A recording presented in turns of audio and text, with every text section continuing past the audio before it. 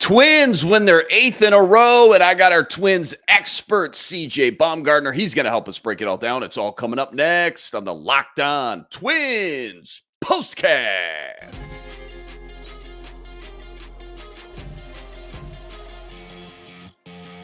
You are Locked On Twins POSTCAST, part of Locked On Minnesota on the Locked On Podcast Network.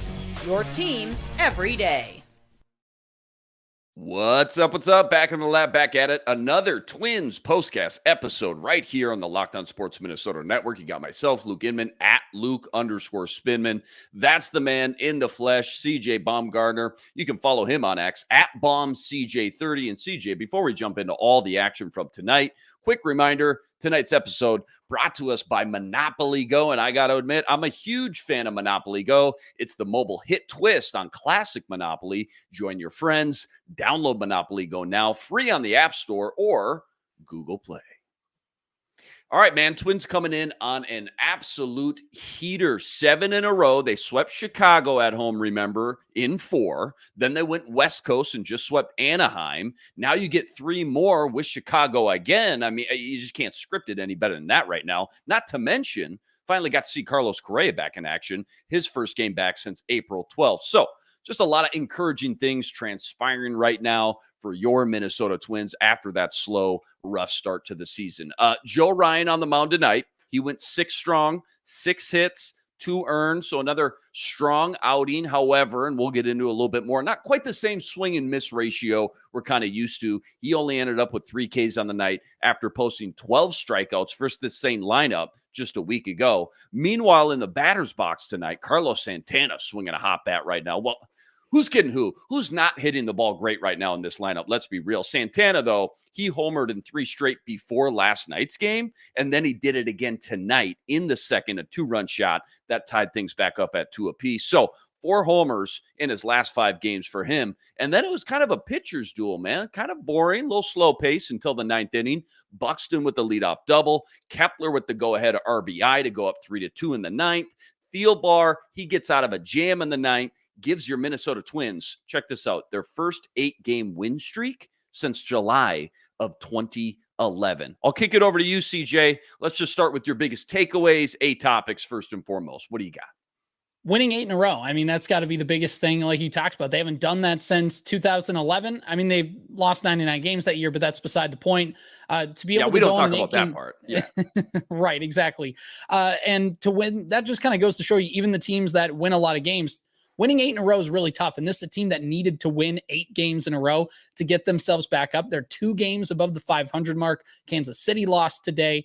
There's a lot of work to make up still in the division, but winning 8-0, and the vibes are good. And with Correa coming back and like some of that other stuff you mentioned, it's just a really good time to watch Minnesota Twins baseball right now. Yeah, already the 5th time they've beat the Chicago White Sox team this year. It's not even May. It's April 29th. So got to love that. And of course, I want to dive into tonight's game as much as possible. But, you and I really haven't spoken about a week or so. So I wanted to ask you about just this recent surge, the hot streak as of late, kind of bigger picture here, just to start things for a second. What's been maybe the most impressive part of this now 8-game win streak, just from everything you've seen thus far?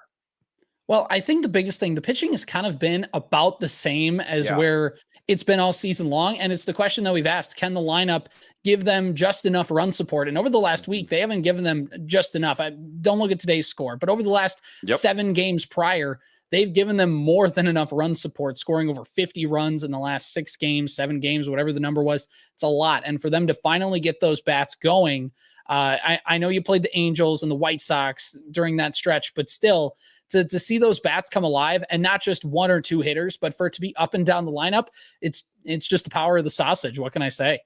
It's funny. They only scored 3 runs, like you kind of indicated, right, tonight. But over their last 3 games, even only scoring 3 runs tonight, over their last 3 games, they're averaging 10 runs per game. So you got to love that, man. That's awesome. Okay, so that's the best part, you'd say. What's maybe the most surprising part, though? What's maybe one part of this success story, I guess, that maybe you didn't foresee transpiring the way it has over this last week and a half? I think the fact that the Twins have won 8 games in a row and Pablo Lopez has had his 2 worst starts of the season in that stretch. That's a great point.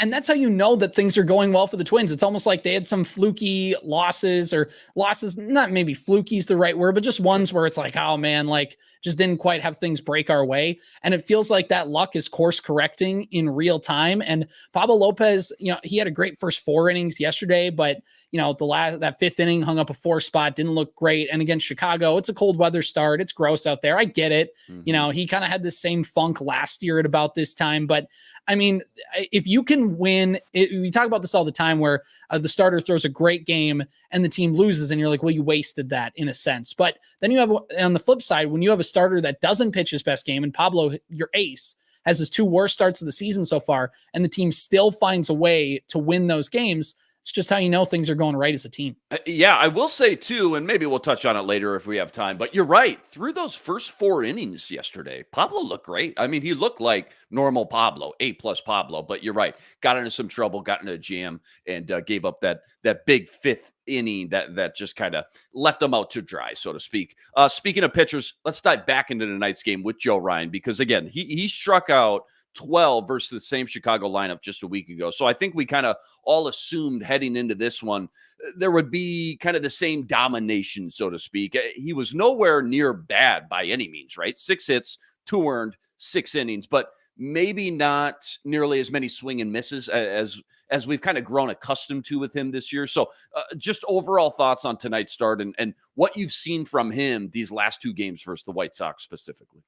Well, I think it's always interesting to see how a team does when they play the same starting pitcher so soon. And for Joe Ryan, it's back-to-back starts facing the same team. There's not really hiding anything. So hitters, have a general idea of how to time you up. It's pretty recent. They know what you're throwing, the game plan, there's just everything. It's pretty similar. So what kind of adjustments can you make? And the White Sox clearly made enough to fight the ball off and to put the ball in play more. Joe Ryan did not have his best stuff. But that being said, the White Sox never really were able to hit him all over the yard. They got some hits off of him. Ryan did a good job being able to strand them. And I think that's where Joe Ryan has his success, is he can generate those swings and misses, but he's also done a good job of placing that fastball in spots where hitters really can't do much with it, and all they can do is fly out. And that happened later on in the start. So I think what impressed me about Ryan is the fact that, like you talked about, he had a lot of strikeouts in his last start. He came back. The White Sox were ready. They made some good adjustments, and they still, outside of the first inning, could not do anything against Joe Ryan. Yeah, a lot of good points there. Good breakdown. And I know this is apples to oranges here, but it reminds me of last year in the NFL, the Vikings, the last 3 weeks of the season, they played the Detroit Lions twice in the last 3 weeks, right?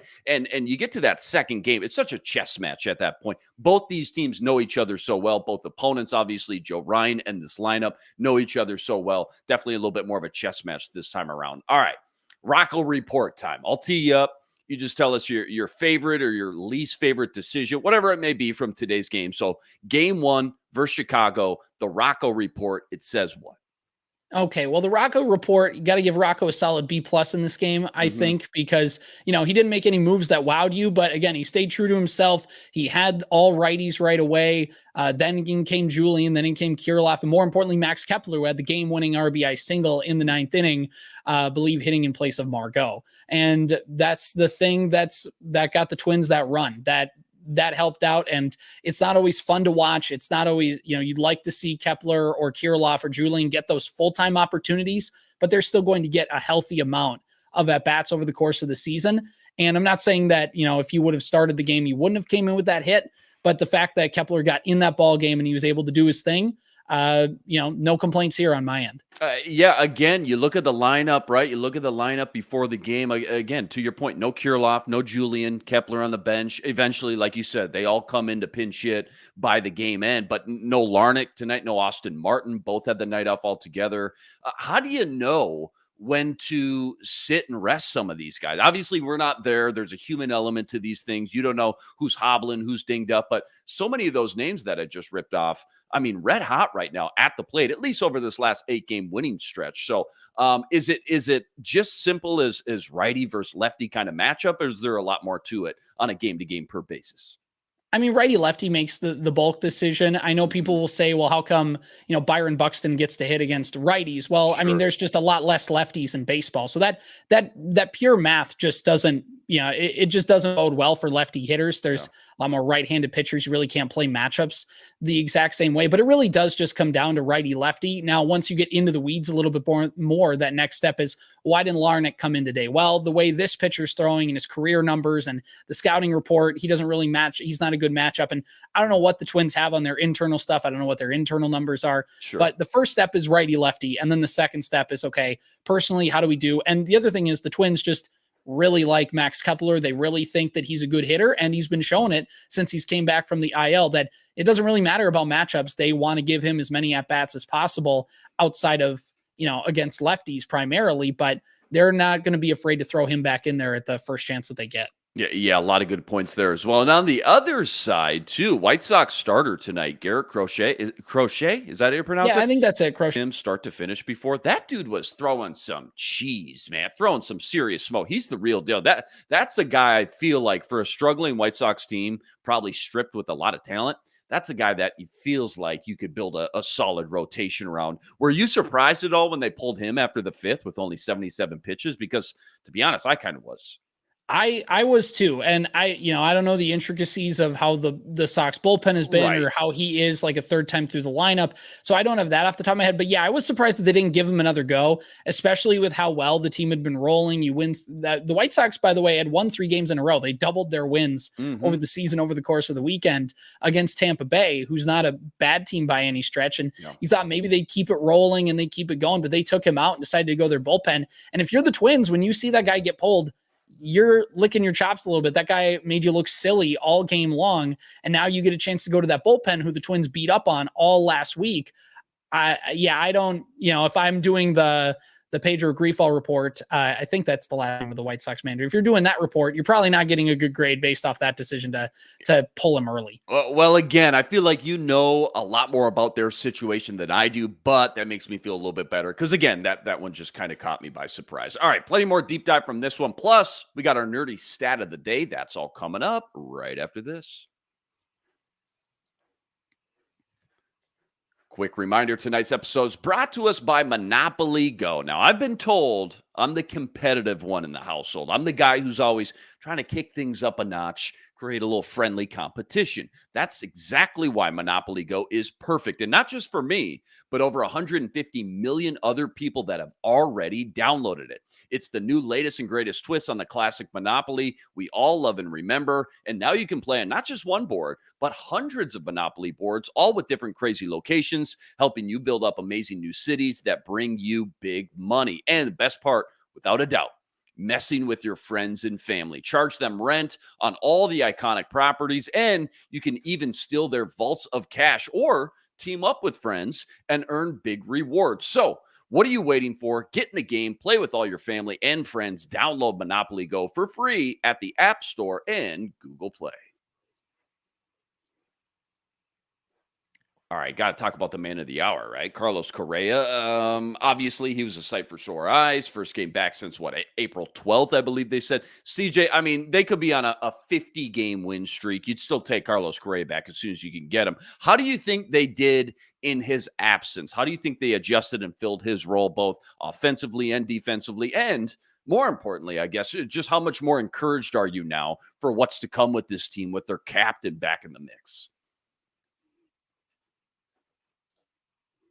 I mean, it's just big to have Carlos Correa's defense there. I thought Willie Castro did a serviceable job holding down the fort defensively, but I mean, you just watch him play out there. Willie Castro can play shortstop, but he's not a shortstop, if that makes sense. Like Carlos Correa is a shortstop. And not only that, he's the best shortstop I've ever seen in a Twins uniform, bar none. That guy can play the position unlike anybody I've ever seen. So to have him out there adds an extra layer to your defense. It allows Willie Castro to kind of bounce around again and be that, super utility guy. I think in the lineup, the Twins had done a really, really good job in his absence of scoring runs in the last week. So it's not like they've missed him inherently there, but Carlos Correa was off to a really, really nice start to his season before he got hurt. And he mentioned that he was really bummed. I mean, outside of getting hurt, he felt like this was the first year in April that he had a solid start to the season.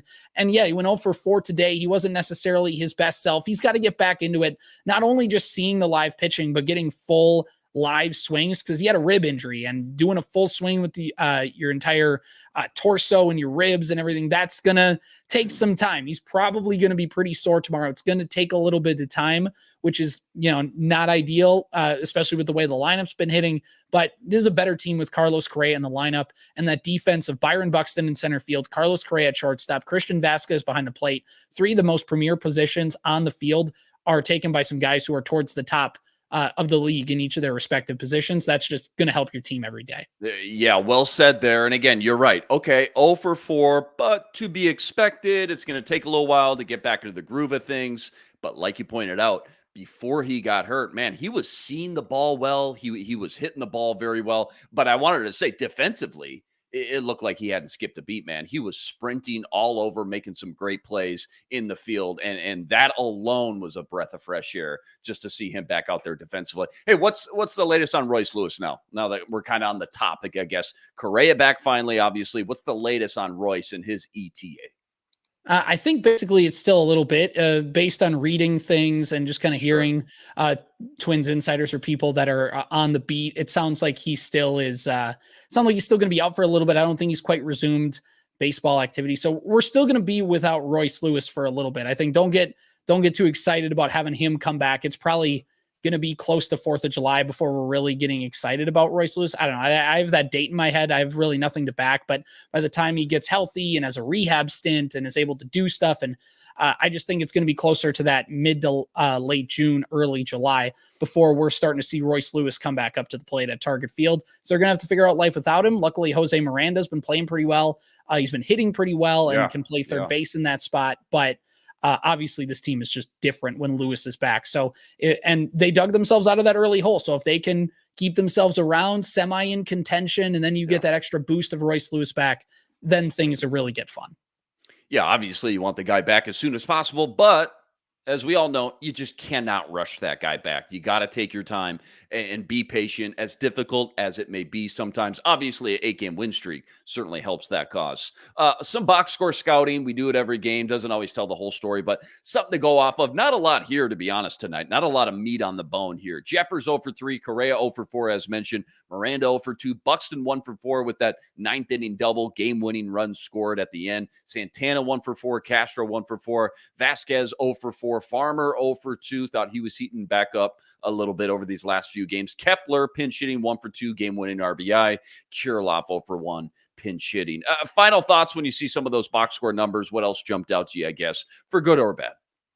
Christian Vasquez getting a second stolen base in as many games. Hey, let's go. Let's go. He talked about it on the Bally post-game interview that he had 8 stolen bases one year. So, he's got more stolen bases than Byron Buxton and Willie Castro. Man. So why not? I think Roco gets an A if he's the one who made that call to send Christian Vasquez. I'm at a loss for words when I saw that happen. How are you not, man? I think everybody at home is as well. We talked about big picture, like what's the success, what's the catalyst, I guess, to the success. I want to talk individuals here for a second. Who's the MVP during this 8-game win streak? And I'll give you 2 because there's a lot of options. Let's be real. Who's maybe that under the radar guy that deserves some more attention as well? Like, who's the 2 guys that you've been most impressed with and you got to give some attention to? Why? I mean, Max Kepler is today is the guy that obviously deserves some attention. But I mean, really, even since he's came back off the aisle, I haven't been the biggest Max Kepler supporter. I'm not as patient through some of his struggles, but when he's on a heater like this, it's hard to get frustrated when he does go through those downtimes because he's shown he's still capable of doing that. And I just on that game-winning RBI single, when I saw where that pitch was located and you could see that swing start to develop, you just knew that there was going to be something good happening on that. And when Max Kepler's not right, he's smothering that ball into the dirt, but he's been right this last week and has been a big reason why this Twins team has been where they're at. And also, I think just Ryan Jeffers is another guy who gets that bell and has been a guy who, doesn't get to catch all the time. Has been basically the team's primary DH through this stretch. That's another guy. I'm going to add a third one though, because I think Carlos Santana's got to be 3 home runs or 4 home runs in his last 5 games. That guy looked like he was cooked. Yes. And don't look at my tweets because I might have said that. But that was. Hey, props to you for not deleting them. Okay, I feel like some people just go find them, search them out, delete them, but at least you keep them up there and you own those. And trust me, you were not in the minority. I mean, we all came on here, no matter who it was with me co-hosting after a lot of games. We all said he looks cooked at least that first 3 weeks of the season. Glad he's starting to warm up because that is a nice addition when his bat's cooking. How about one pitcher, though? One pitcher who's impressed or surprised you, I guess, the most during these 8 games. I know Chris Paddock's been kind of wheeling and dealing in his last few outings, but there's also a few names in the bullpen you could give the spotlight to as well.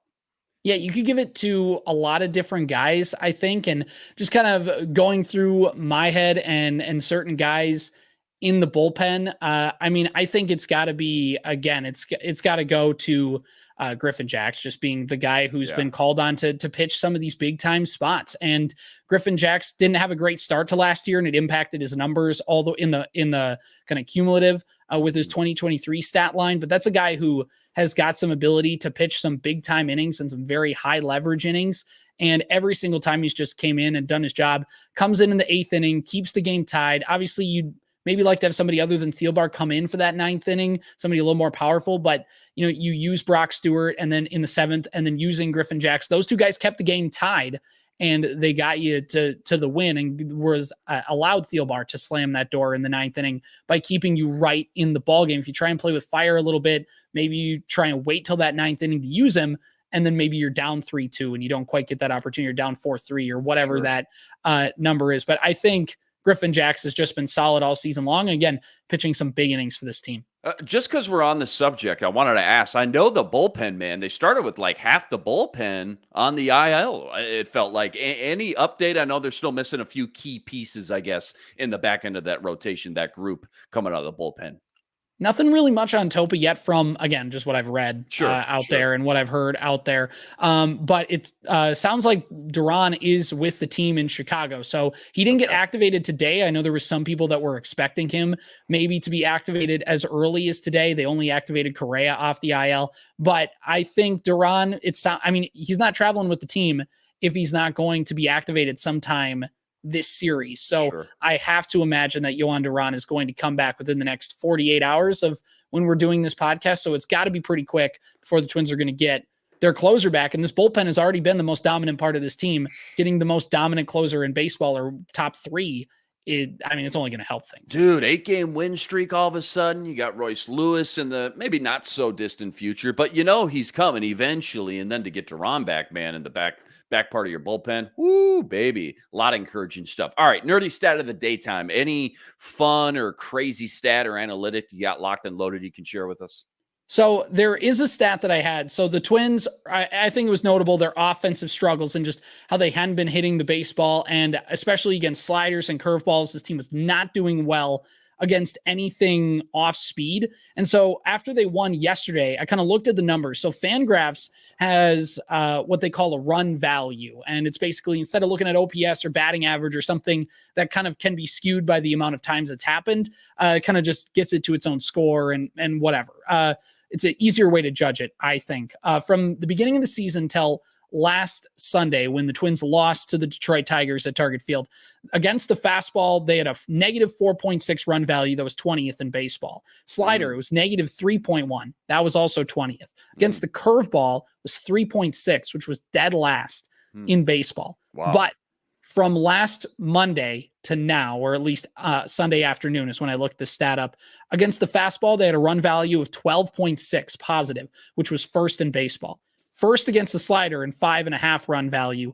And against the curveball, they were 1.6 above water, which was 7th best in baseball. Again, you're playing the Angels, you're playing the White Sox. Like, it's not like you're going through murderer's row here, but also just to see that improvement, not just go up slightly, but to jump up, just kind of shows signs that maybe this offense is waking up a little bit and has figured out those early they've made those early season adjustments to what teams have been trying to do against them. Man, a lot of encouraging numbers and stats in there for sure. Love to hear that. All right, don't go anywhere. We got to preview game 2 versus the Sox tomorrow. That's all coming up right after this.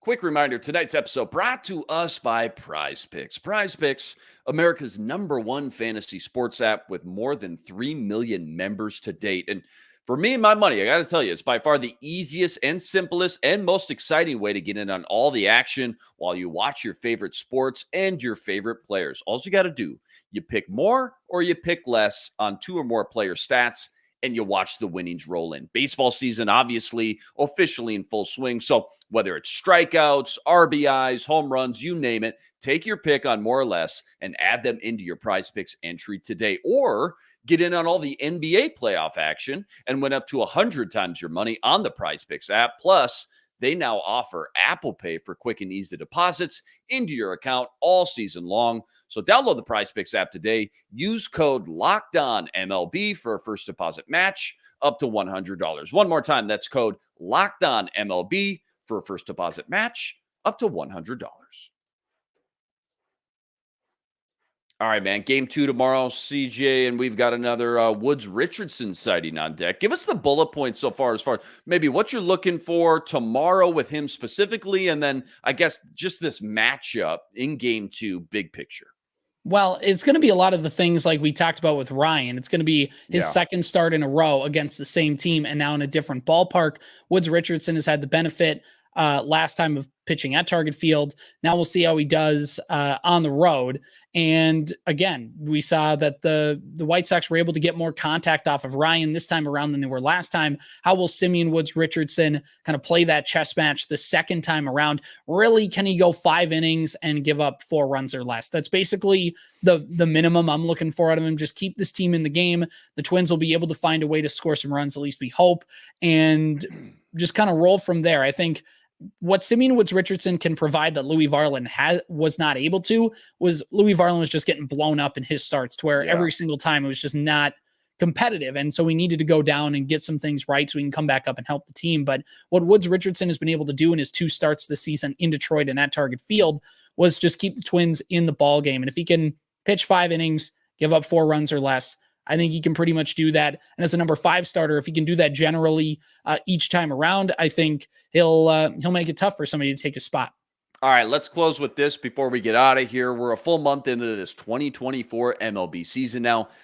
Biggest surprise throughout the league you've seen. Could be for good, could be for bad, could be a team, could be a player, you name it. Just what's caught your eye the most in the MLB through this first month? Well, a couple things. One, and we mentioned this last time that we had a chance to talk to Houston Astros, man. I have no idea what's going on with them. I understand that their starting pitchers are hurt, and that's been a big deal, but they've been lifeless. It's been really, really tough to watch. And just the AL West itself not being as particularly strong as maybe everybody kind of projected. And then also in the same vein, that's been surprising has been Cleveland Guardians having the best record in the American League throughout the first month. As a fan of another AL Central team, I'm going to say that that's luck. That's fluky. We'll see them come back down to earth, but I mean, that's a very nice start for them, and it's going to be hard to knock them down early with the way that they've been playing. So those have been a couple surprises for me throughout the early part of this season. Yeah, love it. Well done, my man. Always a lot of fun talking Twins with you. And yeah, okay, not going to lie. It doesn't hurt when they're winning games and scoring runs like they have. 8 in a row. Their first 8-game win streak since July 2011. Game 2 tomorrow. Woods Richardson on the mound. First pitch, another 6:40 p.m. Central Standard Time start. As always, huge shout out to everybody that joined us on the stream. Rest assured, we'll be back each and every game, same time, same place right here to break it all down. And quick reminder, got to go check out all CJ's work on X at BombCJ30, plus all the work you're ripping up over at ZoneCoverageMN.com. Anything up there now we can go check out that you've been working on, Twins related? Well, last week I wrote a piece, and it's going to seem a little prophetic now, talking about like the Twins' luck has to turn around at some point, right? And, well, you called it then. Yeah, maybe exactly. You called it. Exactly. The reverse jinx. Yeah. And it talked a little bit about how the Twins had such bad injury luck and things were going to have to turn around for them at some point. Sure. You got Carlos Correa back. That was an encouraging sign. The lineup has shown some life. Things have you're getting Duran back. The things have been turning around after you've taken your lumps in the early weeks of the season. And it feels especially good now that they've won 8 in a row. So I'm not going to say that I saw it coming, but I didn't not see it coming. Hey, I love it. Absolutely. Can't wait to go check that out. And if it's not too much trouble, make sure to like and subscribe. Help get us to 8,000 subscribers. That's always much, much appreciated. Not to mention, you can always find all our Locked On Sports Minnesota content wherever you find your podcast, talking Apple Music, Spotify, and various outlets as well. All right, that'll do it for us tonight. He's C.J. Baumgartner. I'm Luke Inman on X, at Luke_Spinman. Until next time, signing out.